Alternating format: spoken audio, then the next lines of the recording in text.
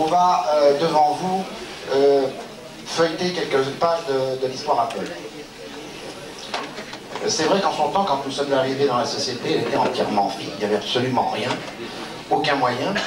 Et nous l'avions demandé à Jean-Louis Gasset, qui était notre directeur général à l'époque, mais enfin, avec quoi va-t-on travailler? Qu'est-ce que tu as prévu? Et il nous a répondu, rien, je vous ai engagé pour ça, démerdez-vous. C'est vrai que c'est probablement une réponse de directeur général. Celui qu'on a loué en ce moment fait exactement la même chose. Alors, nous n'avions pas de bureau. On s'est dit, bon, allons-y, lançons Apple. On a commencé à installer nos bureaux. Il y avait quand même des portes dans un tas de petits bocaux du type de celui de Zani. Et on a commencé à installer des trucs comme ça, qui sont devenus petit à petit nos lieux de travail, nos postes de travail. On avait, oui, le poste de travail arrive, un Apple II, 64K,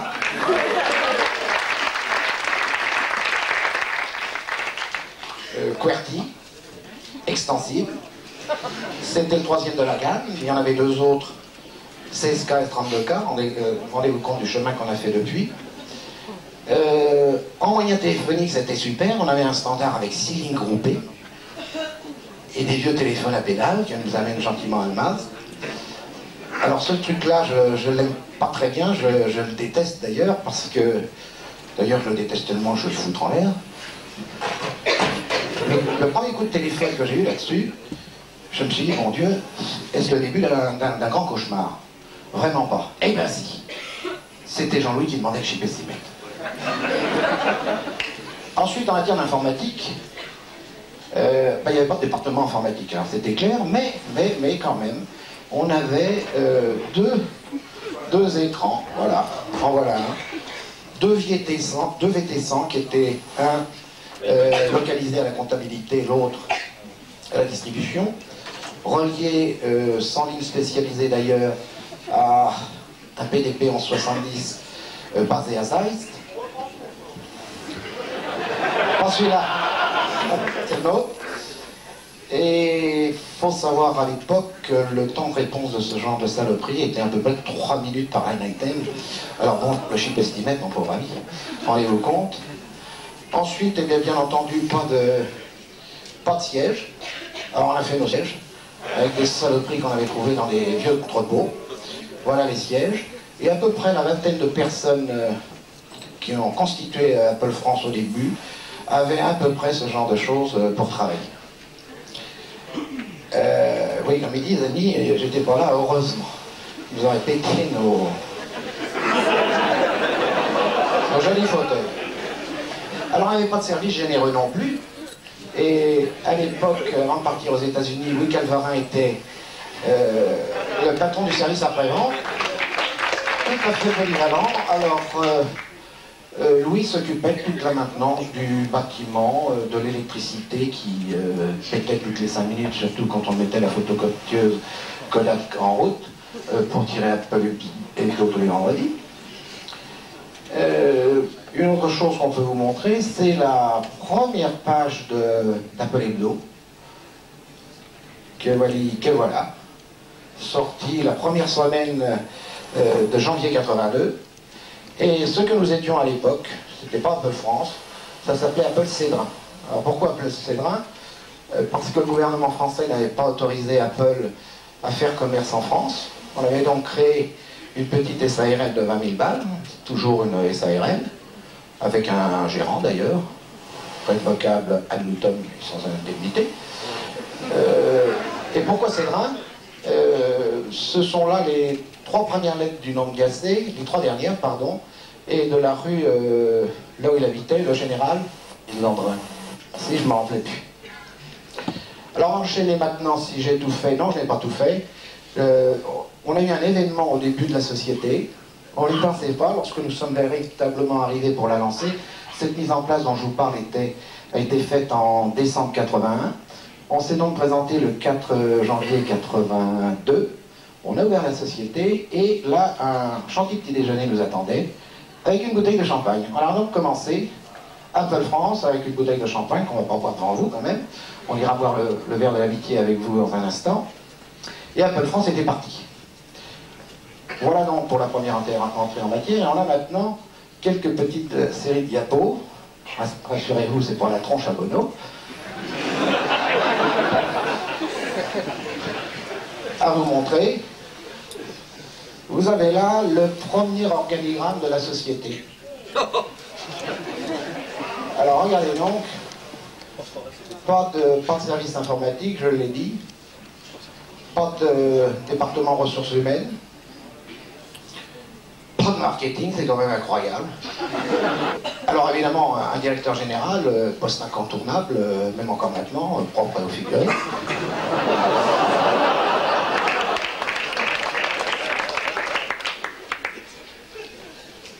Quelques amis que nous avions là qui nous ont quittés dans de douloureuses conditions. Je n'irai pas plus loin parce que ça me met un petit peu l'émotion. Puis enfin, l'avantage de cet organigramme, il me plaît beaucoup, parce qu'il aurait vraiment fait à l'époque le bonheur du père Zali, tellement il était mince en effectif. Suivant.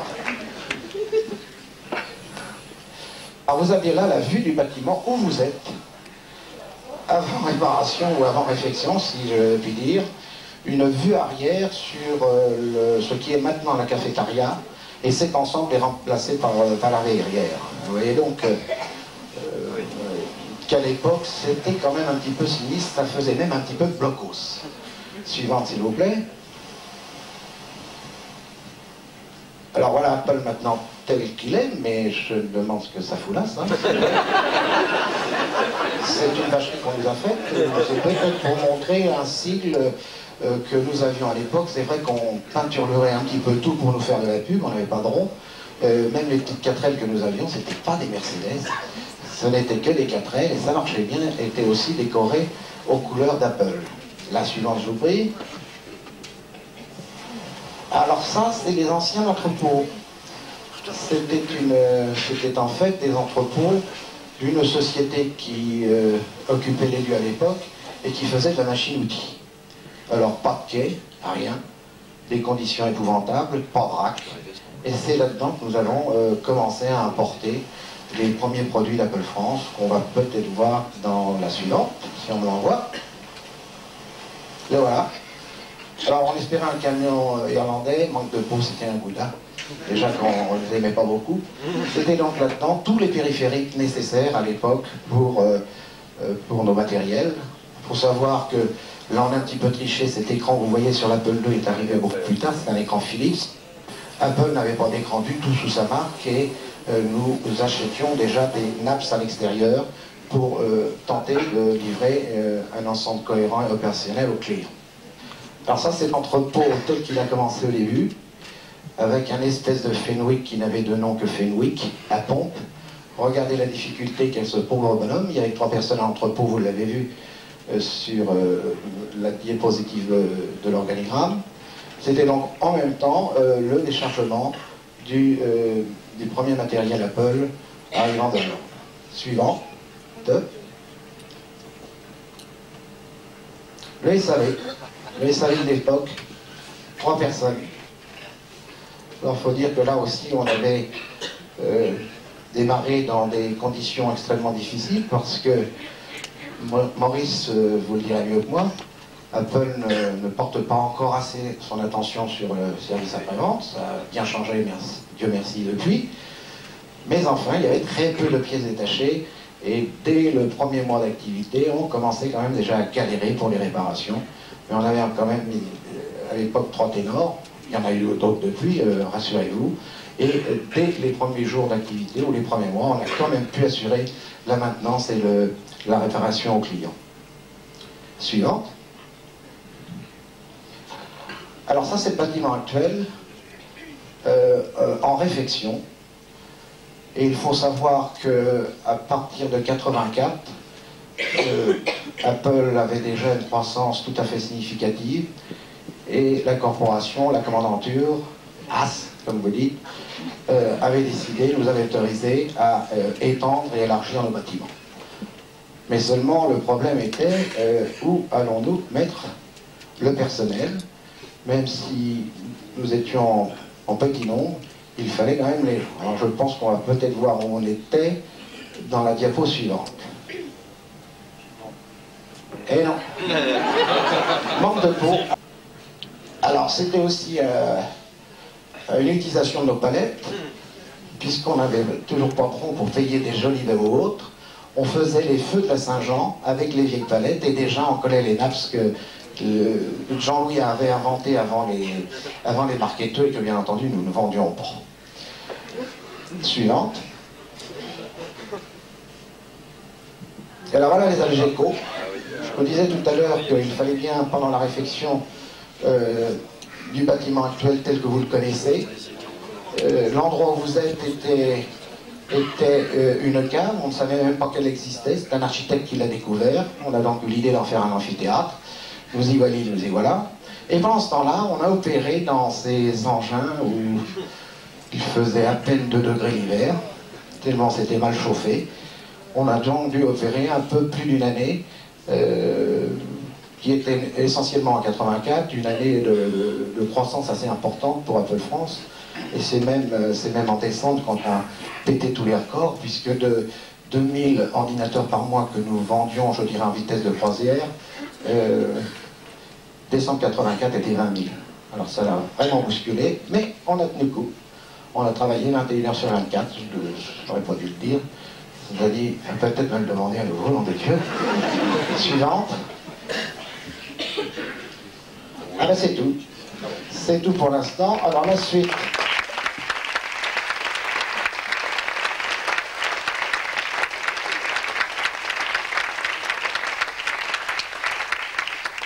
Vous avez au moins l'illustration de ô combien c'était difficile de travailler chez Apple au début, et ça n'a pas changé depuis. Tu t'occupes des petits, merci. Ils sont sympas, pour la première fois, ils m'ont mis un truc qui était pas trop haut. Je veux pas le bouffer, hein.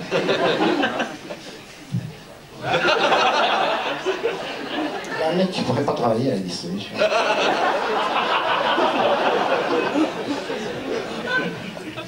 Les brands, ton truc, non, j'ai mis des trucs, faut que je les livre, là, bon.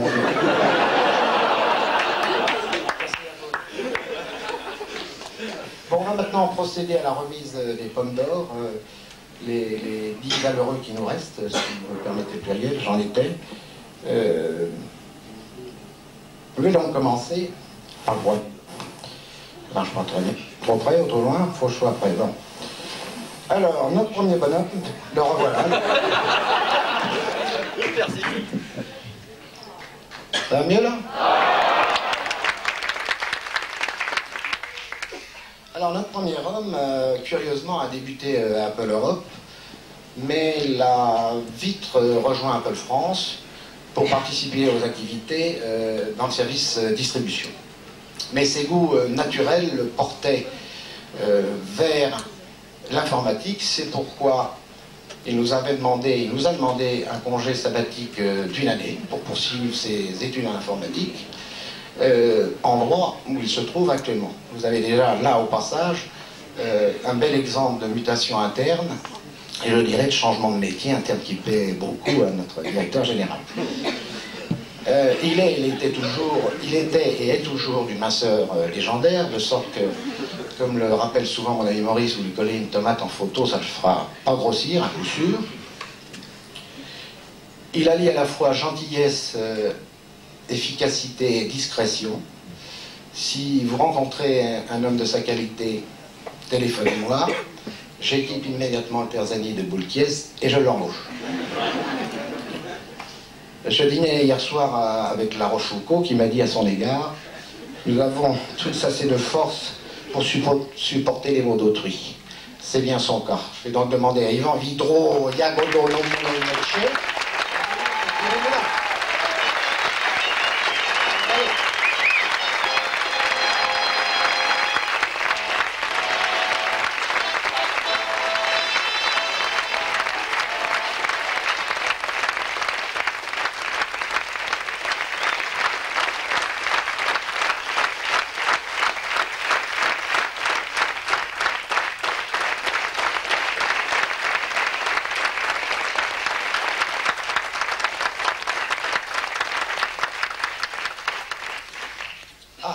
suivante, c'est une femme, et Dieu sait si son parcours chez Apple a été semé d'anecdotes, je dirais, assez croustillantes. Elle a été engagée en novembre 81 et elle a eu tout de suite la redoutable charge d'assister notre directeur général, Jean-Louis Gasset à l'époque.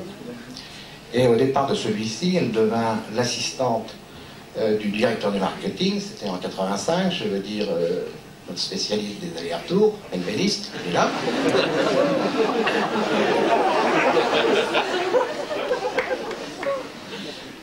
Elle aimait et aime toujours la société, si bien qu'elle est aussi la seule et unique employée à avoir logé chez Apple France pendant 2 mois.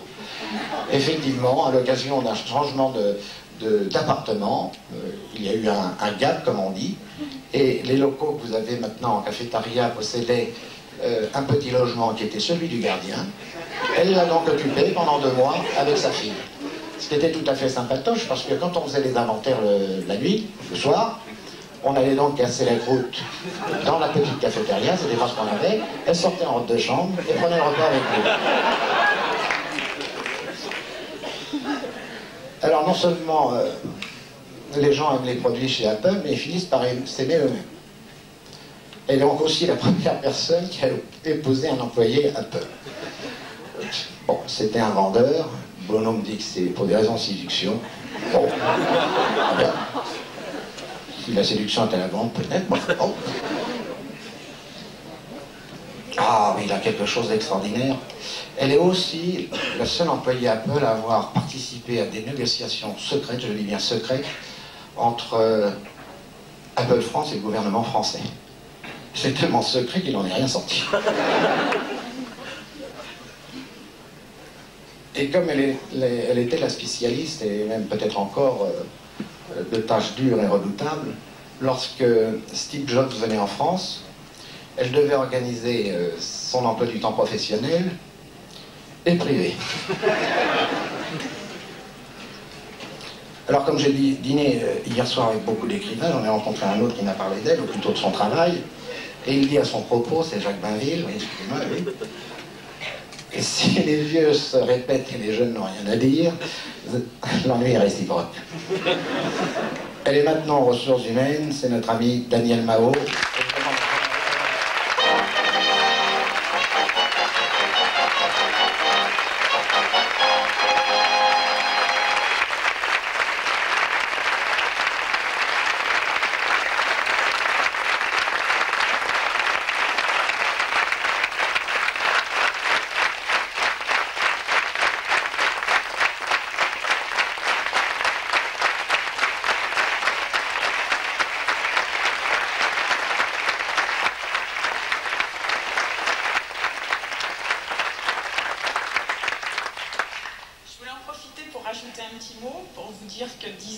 Chez Apple France, je crois que pour moi c'était une histoire extraordinaire. J'y ai rencontré des gens exceptionnels, j'ai vécu des moments inoubliables. Je crois, on en a parlé tout à l'heure, chez Apple France, il faut aussi pouvoir, et il y a beaucoup de changements. Pour moi, les changements ont été en fait pas mal de chance dans ma vie, puisque j'ai eu la chance donc de démarrer un start-up avec Jean-Louis Gasset. J'ai eu la chance de pouvoir découvrir un nouveau métier avec Pierre Grelier. Et puis comme Michel l'a dit, je crois que j'ai eu la chance aussi de découvrir l'homme de ma vie ici. Je crois que les aventures chez Apple...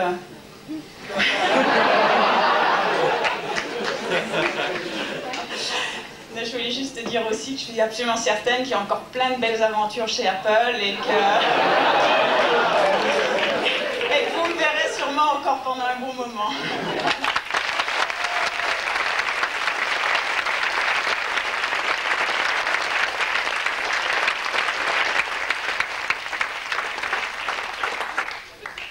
Alors elle est rentrée avec nous, elle est rentrée chez Apple le 3 novembre 1981. Et alors curieusement, c'était la seule au départ qui souhaitait travailler au service distribution. Le manque de peau, elle a été prise de vitesse par Dominique Séprignon, elle s'est donc retrouvée au commercial. Après 4 années passées dans ce service, la voici au marketing, je dirais à partir de 85, date où le véritable marketing a été créé. Avant, nous n'avions rien.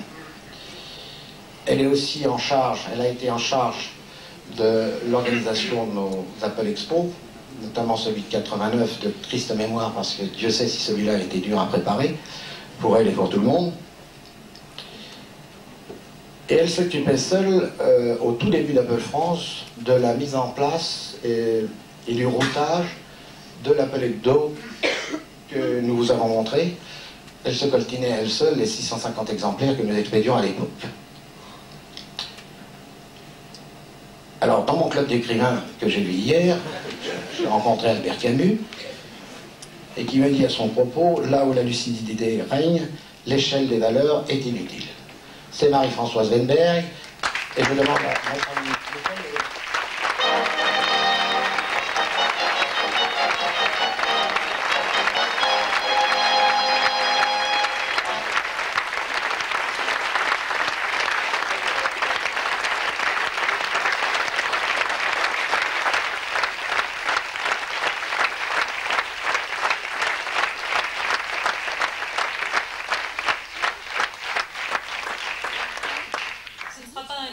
Très long, mais je veux vous dire que pour moi, ces 10 années, c'était une expérience fabuleuse. J'ai pu faire des choses fantastiques au sein d'Apple. On m'a donné des opportunités extraordinaires.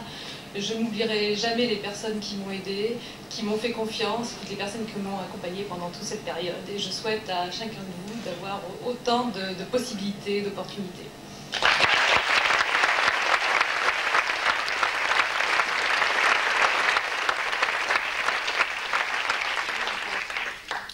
Elle a été la première employée de l'administration des ventes. Non seulement la première, mais la seule pendant 5 mois. Et croyez-moi que c'était difficile. Puis vers les années 85, elle a fait mouvement vers le service après-vente, où elle se trouve encore. Ce qui la caractérise le plus particulièrement, je dirais, c'est sa soif d'apprendre et de donner aux autres. Dans sa tâche actuelle, qui est extrêmement difficile, elle a réussi la prouesse, qu'elle maintient d'ailleurs, à faire baisser le taux de réparation sous garantie en pistant correctement toutes les déviations. À cet effet, on l'appelle d'ailleurs Madame Colombo. Bon, pas très bien, mais des Madame Colombo comme cela, moi j'aimerais bien pouvoir en engager tous les matins. En décembre 84, ça je dois le rappeler aussi, elle faisait partie de l'équipe de distribution qui turbinait, si vous me permettez le terme, 21 heures sur 24 pour faire face à la demande. Alors là, ça aurait été le bonheur pour le père Carlo, disons des expéditions 21 heures par jour. D'accord ? Et puis alors, je reviens à mon club d'écrivains, parce qu'ils ont tous souhaité dire un mot à nos amis. Et alors là, j'ai vu le père Émile Henriot, qui nous dit, à son propos, « Tout passe et le meilleur de nous-mêmes n'est qu'un souvenir que le temps efface à son tour. » C'est Pascal Morvan, la récit.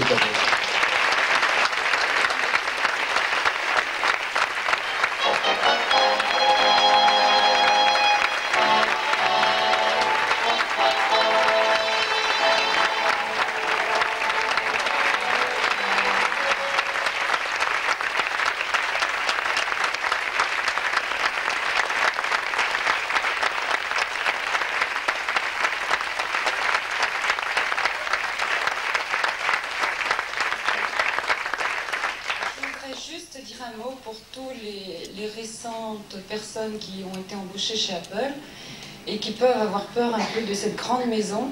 Je crois qu'en fait, au bout de 10 ans, on ne devient pas ce que l'on est tout seul complètement. On apprend énormément des autres et toujours. Donc je crois que c'est un très grand encouragement pour tous ces gens-là. Il y a des personnes extraordinaires dans tous les départements.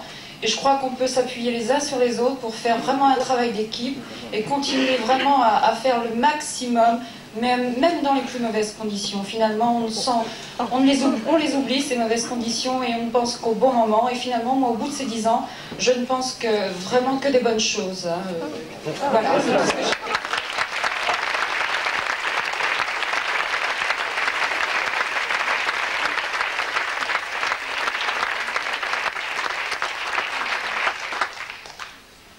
C'est vrai que les mauvais souvenirs disparaissent très vite. Alors chez Apple, 2 hommes pèsent le quintal. L'un dirige la société, l'autre travaille.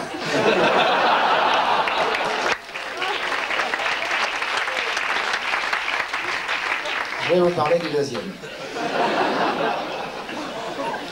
Il a créé le SAV en utilisant son propre matériel, évidemment, on n'avait rien. Il est arrivé avec ses outils, lui. Dès janvier 82, pour répondre à la demande de quelques 120 concessionnaires que nous avions à l'époque, il disposait d'un carton de 50 circuits intégrés, une douzaine de transistors et une centaine de vis. Et c'était le service après-vente pour démarrer. Rendez-vous compte. Ces moyens de gestion se résumaient à un Apple II, comme équipement, doté d'un disque Corvus 5 mégas, mais qui supportait pas mal la chaleur. Donc la sollicitation de l'engin n'était pas régulière. En 85, il a été appelé par les Américains pour créer, je dirais, le support technique international tel qu'il existe aujourd'hui, réparti en 3 régions. Il est donc à la naissance du support technique international. Et les fonctions qu'il avait mis en place à l'époque au SAV, support, réparation, formation, existent encore aujourd'hui, bien sûr, amplifiées avec toutes les connaissances qui sont les vôtres et pour les gens qui nous ont rejoints. Il nous est revenu en 88 et s'occupe maintenant des centres de maintenance agréés sur tout le territoire métropolitain. Alors mon pote Géraudeux, avec qui j'étais hier, me disait à son égard, le privilège des grands, c'est de voir la catastrophe d'une terrasse. C'est Louis Calvarin.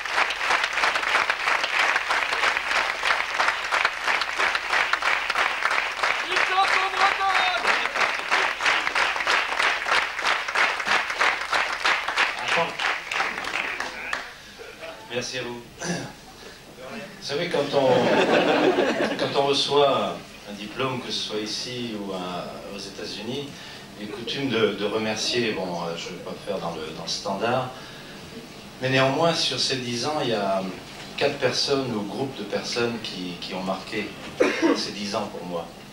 Le premier, c'est un monsieur qui, un jour, m'a dit, je vois sur votre, à ce moment-là, votre CV, qui était manuscrit, on n'avait pas de machine à écrire, ni de traitement de texte, qui m'a dit « Je vois ce que vous savez faire, je vous demande simplement de venir le faire pour nous ». C'était Jean-Louis Gasset. Le deuxième, c'est un groupe de personnes, et là, vraiment sincèrement, c'est le groupe qui est aujourd'hui principalement au centre technique, mais certains sont devenus directeurs de concession Apple, d'autres sont passés au support technique, ingénieurs ou au marketing, et c'est le groupe qui est aujourd'hui au centre technique, mais qui était à l'origine du SAV. C'est, pour commencer, Paul Miller, Eugène Seguin, Jean-Luc Farah, Christian Auger, Jacques Monroy, Didier Gilles, et je vais certainement en oublier, mais je ne vais pas oublier Nina, qui ont vraiment été à l'origine du service après-vente. Le troisième, c'est un monsieur qui, avant de rentrer chez Apple, que j'ai rencontré un samedi chez lui, pas très loin, et qui m'a dit « Mon ami, la boîte est solide financièrement, simplement moi je n'y connais rien au service après-vente et j'aimerais que vous veniez m'aider, c'est Michel Delon. » Et le dernier, en général, et là c'est sincère, il le saura, c'est quelqu'un que j'ai rencontré, du moins il saura pourquoi, c'est quelqu'un que j'ai rencontré un matin de 85 et il avait un peu l'air tendu mais pas forcément froid, ou moi je ne le savais pas, et je pense que c'était le froid des Algeco qui faisait ça. Alors je crois lui avoir fait connaître Apple. Moi il m'a apporté beaucoup, il m'a apporté la vie, sa connaissance de la vie dans des circonstances des fois assez dures, parce que 10 ans ça va pas sur une autoroute, hein.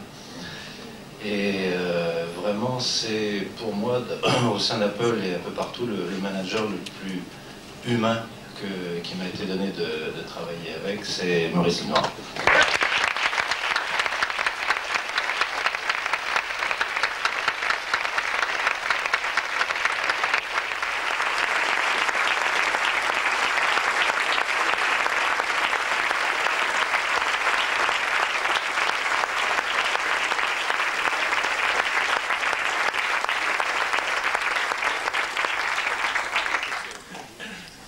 insistez, je ne ferai aucun commentaire. Vous en avez un peu ce soir.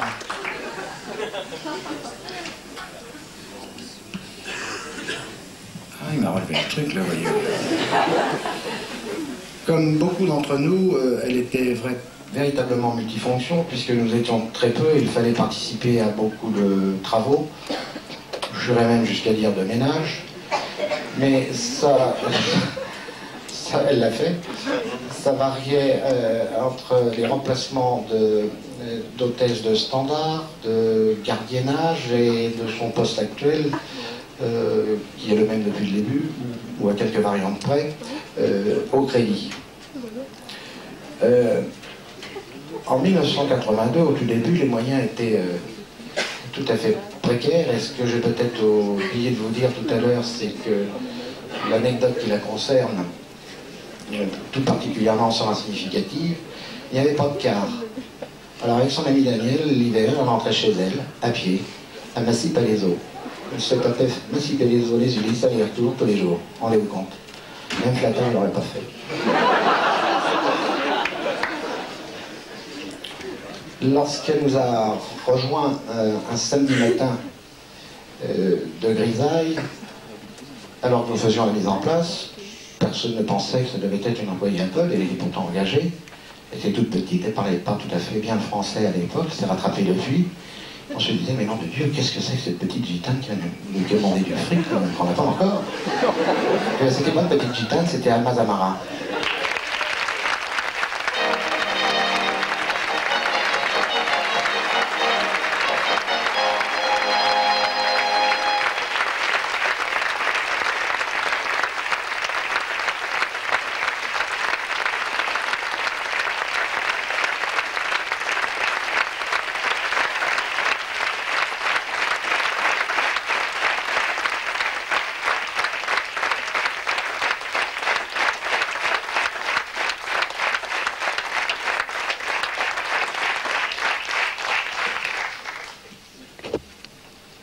Il nous a rejoint le 14 décembre 1981. Il vient comme moi de la même entreprise, une grande entreprise qui est en quelque sorte un petit peu notre maman professionnelle. Il a créé avec succès le département logistique chez Apple France, je vais même jusqu'à dire sans formation préalable. Il est aussi le complément naturel de nos amis du marketing, particulièrement pour l'organisation des salons. Mais par-dessus tout, ce qui l'anime, c'est l'esprit d'équipe, la formidable soif de gagner, qu'il s'agisse du sport, rugby, foot ou course du cœur, voire même de donner son temps de loisir pour aider les autres afin de gagner. Alors Montaigne disait à son propos, et ça pourrait vraiment le caractériser, savoir par cœur n'est pas savoir, c'est plutôt de bien tenir ce que l'on a donné en garde à sa mémoire qui compte. Il a créé en 1968 HP avec moi, puis Apple en 81. C'est donc un véritable spécialiste des startups qui durent. Lui, c'est Asté.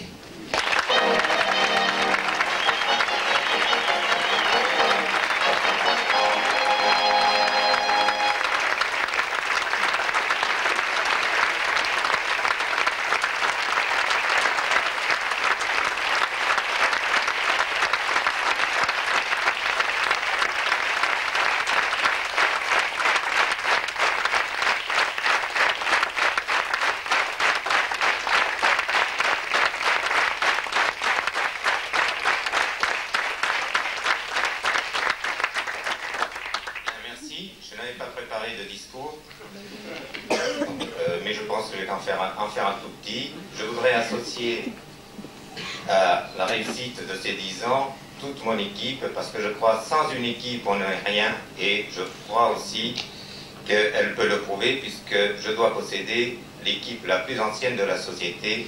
Ils vont tous de 10 à 7 ans ou 5 ans pour les plus récents. Donc je les associe à ma réussite et je voudrais qu'on les applaudisse.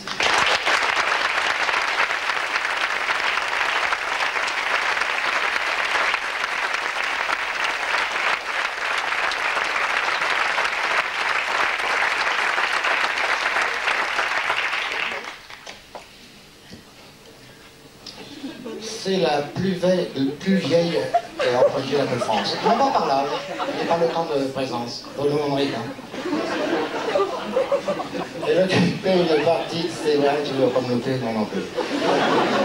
Elle occupait une partie de ses loisirs au théâtre, sans préférence particulière pour la comédie dell'arte, pour commenter le sujet. Sachez que les clients dont elle s'occupe représentent le 5e département français, c'est quand même pas négligeable. Sans moyens, elle a créé son département, dont tout le monde ignore que sans l'intervention efficace de son équipe, les SI et les LC à l'époque n'auraient pas pu être importés. On aurait dû attendre au lancement un délai de 3-4 mois, c'est quand même important à souligner.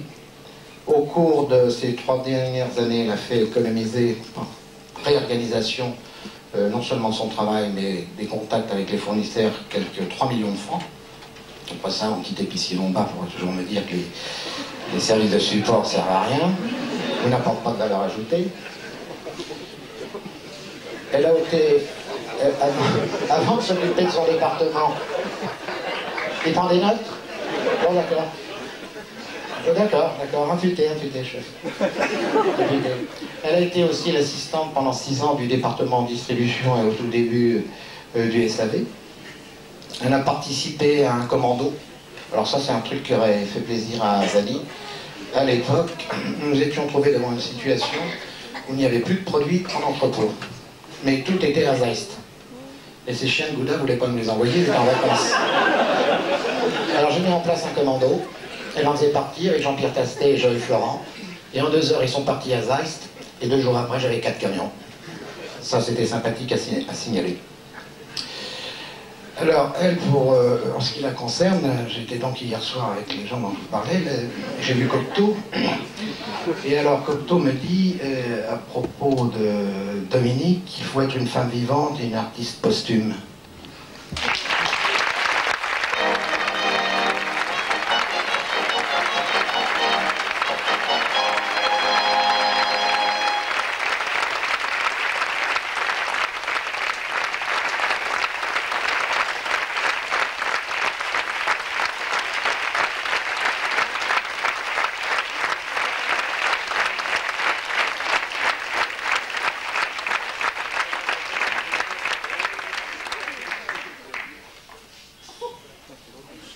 Mauvaise nouvelle pour vous. Je pense que vous allez encore me supporter un petit moment parce que j'adore les bijoux. On s'habitue bien à ces petites choses-là et je pense qu'une collection de pommes, ça commence à devenir intéressant. Alors je voudrais en profiter pour remercier tous les gens que j'ai rencontrés depuis 10 ans, avec lesquels j'ai eu le plaisir de travailler, en particulier Michel qui m'a beaucoup aidé. Et puis j'ai une petite pensée particulière pour les gens de mon équipe, parce que si je suis arrivée là, c'est aussi grâce à leur support et je les remercie beaucoup. Ils sont vraiment des gens super. Ces années ont été vraiment très enrichissantes, mais pas seulement sur le plan professionnel. Je n'avais jamais travaillé dans une entreprise avant, une petite société de pas plus de 15 employés. Et j'ai découvert que l'entreprise était une excellente école. Et comme je ne suis pas une élève très studieuse, j'ai eu beaucoup de chance d'être encore là aujourd'hui. Merci.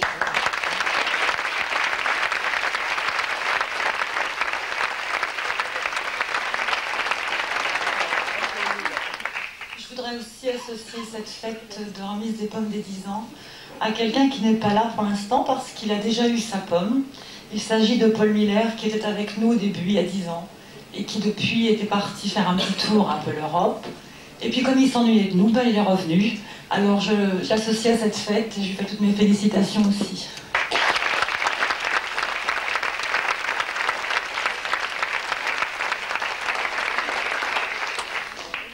Puis maintenant je vais vous raconter une autre histoire. Alors tout petit déjà, c'est-à-dire en 1912, il s'occupait de distribution de claques dans le dos à tous ses collaborateurs.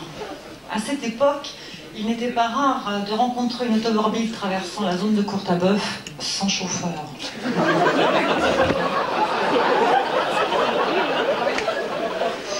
Son abord bougon n'est en réalité qu'une façade.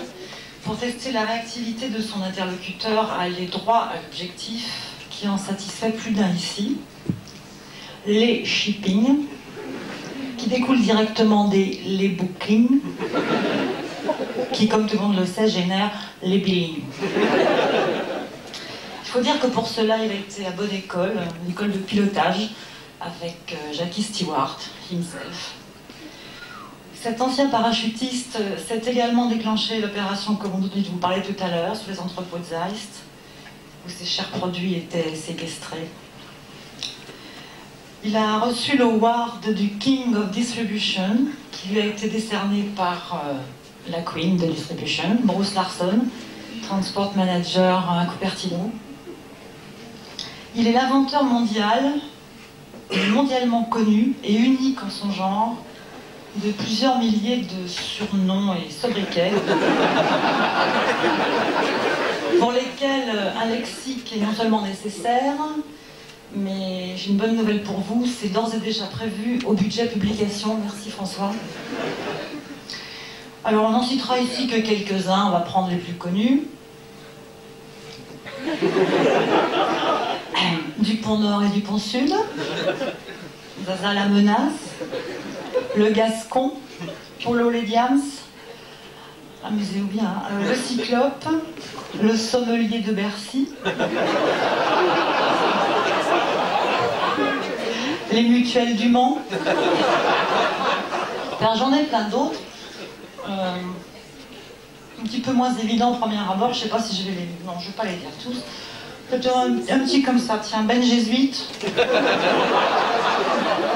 6 samba et 3 tangos,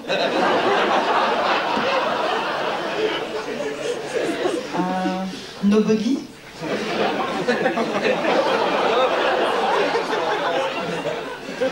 Breton Louis, et puis bon, bah, le mien je me le garde. Il y avait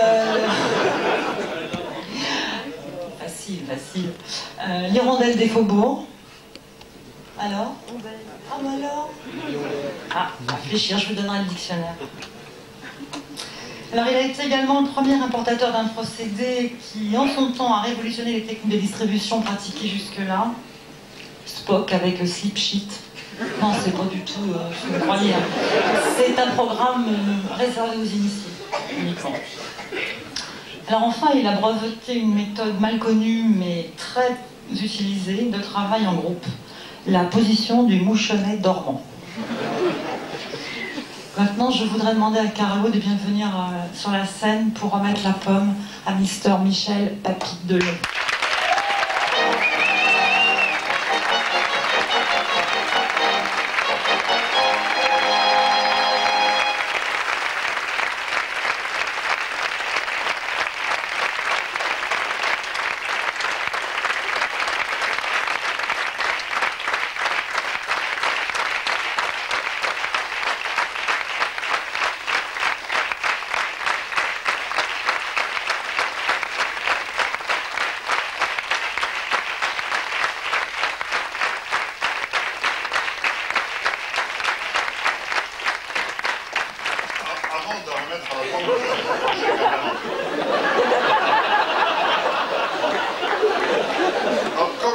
Comme il m'a mis en cause plusieurs fois, bien sûr, comme je n'avais pas préparé le discours, je suis improvisé. Non, je voudrais vous raconter quand même une anecdote dans laquelle il était impliqué. Je ne sais pas si vous vous rappelez, quand je suis arrivé chez Apple, il y a bientôt 4 ans, c'était une longue gestation. J'ai mis plus de 9 mois entre les moments où j'étais contacté et le moment où je suis rentré. Pendant ce temps-là, Apple était autogéré sous une dictature éclairée. C'était pas moi. Parce que moi, cette dictature n'avait pas été réglée. Et donc, il y a eu beaucoup d'interviews, il y a eu changement au niveau d'Apple Europe, etc. Puis finalement, Spindler est arrivé. On a pris la décision, je suis allé voir Scully, on a signé, et puis avant, c'est-à-dire quand même avant de venir présenter les amis à tout le monde dans l'amphi, on va faire un dîner avec les comités de direction à l'époque, donc c'était les managers de l'époque, beaucoup sont encore là, beaucoup ne sont plus là, mais Michel Dallon, lui, est toujours là. Et à l'issue de ce dîner, ne me connaissaient pas, c'était un peu l'angoisse réciproque, est-ce qu'ils vont m'écouter, les autres, est-ce que c'est un flingueur? Parce qu'il faut savoir que c'était les scoops du siècle, le manager chez Appel France. Appel France était réputé dans la presse d'une société non manageable. Ça l'est toujours d'ailleurs. Enfin, plus personne n'en parle. Et c'est vrai qu'il y avait des gros articles, il y avait notamment un journaliste à l'époque qui s'appelait Patrick Haas, qui était journaliste au Figaro, qui était totalement obsédé par les futurs managers d'Appel France, à tel point qu'il savait qui c'était le chercheur de tête, et qu'il avait placé un photographe avec un tel objectif dans un bistrot qui était en face de l'entrée du chasseur de tête. Il photographiait tous ceux qui rentraient pour trouver là-dedans les futurs managers d'Appel France. Alors, vous savez, on a su que c'était l'italien. Alors, il y a eu des caricatures qui ont circulé, Borsalino, Beretta, je vais vous passer tout ça. Bref, il arrive à ces fameux soirs de dîner. Alors, il y avait tout le monde. Je crois que c'était un dîner qui a eu lieu non pas au Méridien, en face, au Concorde de Lafayette. Et à la sortie, donc, ça s'est assez bien passé. Et à la sortie de ces dîners, on avait la voiture garée pas trop loin, et je me retrouve sur le trottoir avec Michel Lalonde. Alors, il s'approche de moi, il me prend sous le bras, il me dit « Je crois que ça va marcher ». Il regrette encore.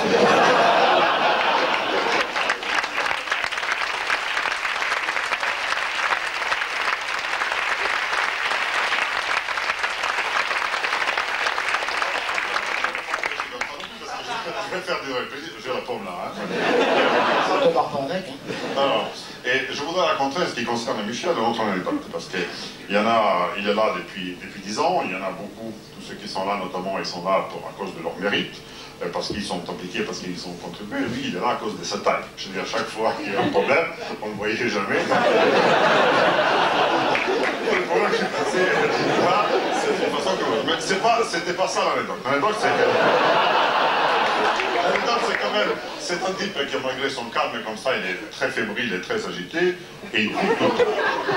Il court tout le temps, surtout dans les dernières semaines du mois. Alors moi, j'ai débarqué chez Apple, j'avais vraiment un désir vif de m'intégrer, de comprendre, parce que c'était réputé difficile. Et je voyais Michel qui pouvait toujours, j'avais toujours mon bureau là, il voyait passer, courir, etc. Alors je l'arrête, je dis, écoute Michel, tu te voyais au bout de 10 mois, hein. Écoute Michel, pourquoi tu cours après quoi? Je dis, je cours après mon temps. Ah, je dis, pourquoi? Parce que le temps c'est de l'argent. Ah, j'ai dit, c'est bien, alors, Michel, ouais. Je dis, mais qu'est-ce que tu vas faire de l'argent quand tu attrapes en courant le temps? Et je dis, je le dépose à la banque. Effectivement, une fois, j'ai passé avec ma voiture devant la banque d'Orsay, car il est crédillionné comme moi dans la même banque, et je vois Michel arriver en courant dans la banque. Alors je m'arrête, et je vois Michel, il rentre dans la banque, il ne s'arrête pas, il court, et il sort encore. Je dis, Michel, qu'est-ce que tu fais? Je suis rentré à la banque. Il me dit, mais tu es rentré en courant, tu ne m'as même pas arrêté. Pourquoi? Je dis, j'ai un compte courant. C'était vraiment une maison de fous à l'époque. Mais enfin, ça n'a pas changé.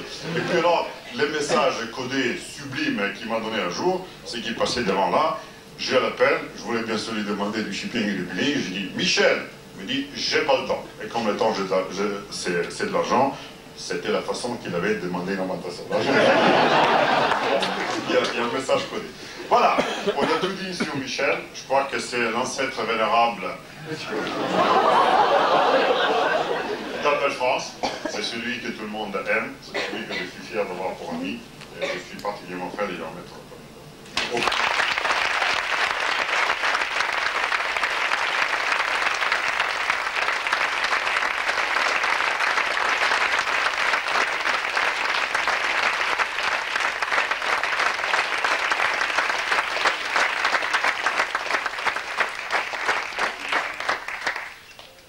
Je ne vais pas vous tenir plus longtemps parce que Vas-y, Willow. je vois Bonnie qui n'en pouvait plus. Comme beaucoup de mes collègues que vous avez entendus, vous avez souvent entendu la notion d'équipe.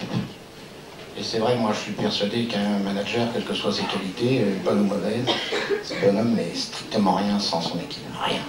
Même qu'avant. Ce que je voudrais dire à propos de mes amis et de mon équipe qui m'a supporté, qui m'a amené jusqu'ici, je pense que je serai au rendez-vous dans 20 ans, nous verrons. Je voudrais dire à propos des disques, nous sommes là ce soir, qui sont là ce soir auprès de vous, qu'ils ont bien entendu créé Apple France, vous l'avez entendu. Ils en ont écrit son histoire, et je vous remercie de continuer de l'écrire avec eux.